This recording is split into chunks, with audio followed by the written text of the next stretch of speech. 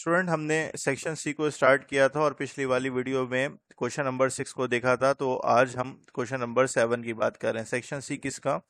जो second year का model paper आया था हमारे पास सिन बोर्ड का, उसके सेक्शन सी की बात हो रही है। उसके पार्ट 7 को डिस्कस करते हैं। सवाल में लिखा हुआ है find the centre, foci, eccentricity, length of latus rectum and vertices of hyperbola. Conics को देख के भी आप बता सकते हो ये हाइपरबोला ही है, लेकिन उसने ये वाली बात बता दी। तो आइए इसको कैसे सॉल्व करते हैं, देखते हैं। सबसे पहले हमें इसको क्या करना पड़ेगा, कंप्लीटिंग स्क्वायर मेथड की मदद से इसको पहले तो हमें बंद करना पड़ेगा। कैसे सर?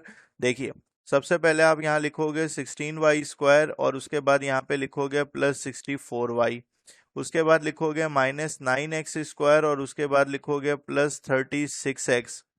सही है बच्चों? और ये जो 116 से उधर जाके क्या हो जाएगा, प्लस का 116। सर 16 कॉमन ले सकते हैं ना? 16 कॉमन ले लेंगे तो ये हो जाएगा y² प्लस 16 4 जा 64 होता है, तो यहाँ हो जाएगा 4y। -9 अगर कॉमन ले लेते हैं तो अंदर आएगा x² माइनस यहाँ पे आपके पास क्या आ जाएगा बच्चों, 4x, और इज इक्वल्स टू आपके पास क्या हो जाएगा, 116। सही है बच्चों? उसके बाद हमें इसको 2 से डिवाइड करना है और उसका होल स्क्वायर ऐड और सब्ट्रैक्ट कराना है। इसको भी 2 से डिवाइड करना है और ऐड और सब्ट्रैक्ट क्या कराना है, इसका स्क्वायर कराना है। सही है? कैसे कराएंगे देखो। सबसे पहले हम यहाँ पे क्या करेंगे, यहाँ पे हम लिखेंगे सर हम अगर स्क्वायर करा रहे होंगे तो ये बेसिकली 2 का स्क्वायर क्या हो जाएगा, 4। तो हम यहाँ पे ये कर सकते हैं कि सर जो है ना वो हम यहाँ पे अगर फॉर एग्जाम्पल मैं इसको लिखूं ऐड एंड सब्ट्रैक्ट। सही है? ठीक है, 2 के स्क्वायर को जैसे ही मैं ऐड और सब्ट्रैक्ट करता हूं तो मेरे पास क्या आ जाता है, 16। ये हो जाता है y² प्लस 4y, ये आ जाता है +4 और यहाँ पे आ जाता है -4। इसी तरह -9 यहाँ पे आ जाता है x² -4x, ये हो जाता है +4 और ये हो जाता है -4 इज इक्वल्स टू 116। बच्चों ये जो है ना a प्लस बी के होल स्क्वायर का फॉर्मूला बन गया, ये भी आपके पास a माइनस बी के होल स्क्वायर का फॉर्मूला बन गया। तो ये हो गया 16 और यहाँ पे हो गया y प्लस 2 का होल स्क्वायर, और 16 अगर -4 से मल्टीप्लाई हुआ तो -64 आ गया। -9 ये हुआ बच्चों x माइनस 2 का होल स्क्वायर, और ये माइनस और ये वाला माइनस प्लस होके 9 को 4 से मल्टीप्लाई किया तो मेरे पास कितना आ गया, 36 आ गया। ठीक है, इज इक्वल्स टू क्या हो गया, 116। सही है बच्चों? अब ये जो कांस्टेंट है इसको दूसरी तरफ शिफ्ट करा दो तो बच्चों ये हो जाएगा 16, ये हो जाएगा y प्लस 2 का होल स्क्वायर -9, ये हो जाएगा x माइनस 2 का whole square is equals to 116 plus 64 minus 36। जब हम इसको फर्दर सिंप्लीफाई करते हैं तो हमारे पास जो आंसर आता है वो आता है 144। तो हम यहाँ पे क्या लिख सकते हैं, यहाँ लिख सकते हैं 16, ये हो जाएगा y प्लस 2 का होल स्क्वायर -9, ये हो जाएगा x माइनस 2 का whole square is equals to 144। अब मैं सब दोनों तरफ क्या करूंगा, 144 से इसको क्या कर दूंगा, डिवाइड। तो इधर भी 144, इधर भी, और यहाँ पे भी 144। तो आप क्या लिखोगे, डिवाइड 144 ऑन बोथ साइड। तो यहाँ आपके पास क्या बचेगा, ये आपके पास जो फाइनल बचेगा बच्चों, ये बचेगा आपके पास y प्लस 2 का होल स्क्वायर, और अपॉन में आपके पास क्या आएगा, अपॉन में आपके पास आएगा 9, माइनस यहाँ पे आएगा x माइनस 2 का होल स्क्वायर, और अपॉन में आपके पास आएगा 16 इज इक्वल्स टू 1। तो आप सबसे पहले यहाँ पे ये बोलोगे कि सर ट्रांसवर्स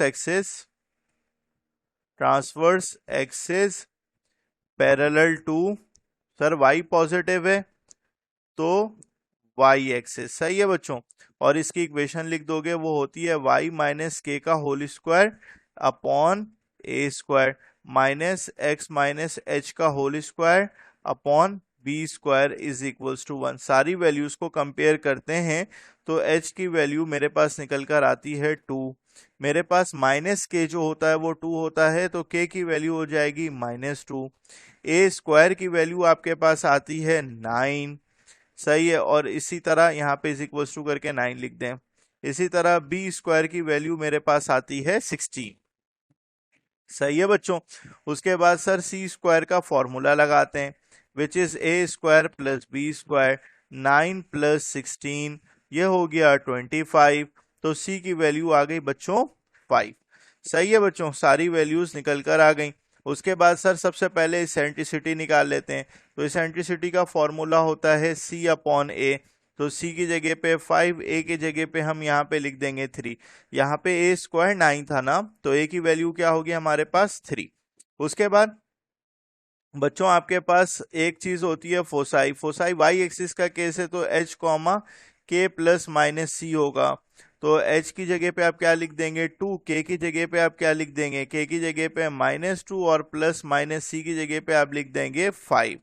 तो आपके पास दो नंबर्स निकल कर आ जाएंगे, एक आएगा 2 कॉमा -2 प्लस 5 करेंगे तो 3, इसी तरह 2 कॉमा -2 -5 करेंगे तो -7। इसके बाद बच्चों आपको वर्टिसेस निकालने हैं। तो वर्टिसेस भी आपके पास वाई एक्सिस का केस है, तो H comma K plus minus A होगा। तो H की जगह पे 2, K की जगह पे -2 प्लस माइनस A की जगह पे हम लिख देंगे 3। इसको फर्दर सिंप्लीफाई करेंगे तो दो जो है ना वो ऑर्डर पेयर निकल कर आएंगे 2 कॉमा 1, और फिर एक निकल कर आएगा आपके पास 2 कॉमा -5। इसके बाद बच्चों अगर आप लेंथ ऑफ लेटेस्ट रेक्टम निकालना चाहते हो, लेंथ ऑफ लेटेस्ट रेक्टम की अगर बात करें तो ये बराबर होता है हमारे पास 2b स्क्वायर अपॉन A के। तो 2b स्क्वायर की जगह पे मैं क्या लिख दूंगा 16, अपॉन में A की जगह पे मैं लिख दूंगा 3। तो इसको सॉल्व करेंगे तो हमारे पास 32 अपॉन 3 यूनिट्स आ जाएगा। तो यहाँ पे ये वाला सवाल हमारे पास कंप्लीट हो गया। ठीक है बच्चों, तो मुझे पूरी उम्मीद है आपको ये वाला सवाल बहुत अच्छे से समझ में आया होगा। तो ये चीज अपने दोस्तों के साथ भी जरूर शेयर करें। चलें मिलते हैं अगले सवाल के साथ नेक्स्ट वीडियो में, जब तक के लिए अल्लाह हाफिज।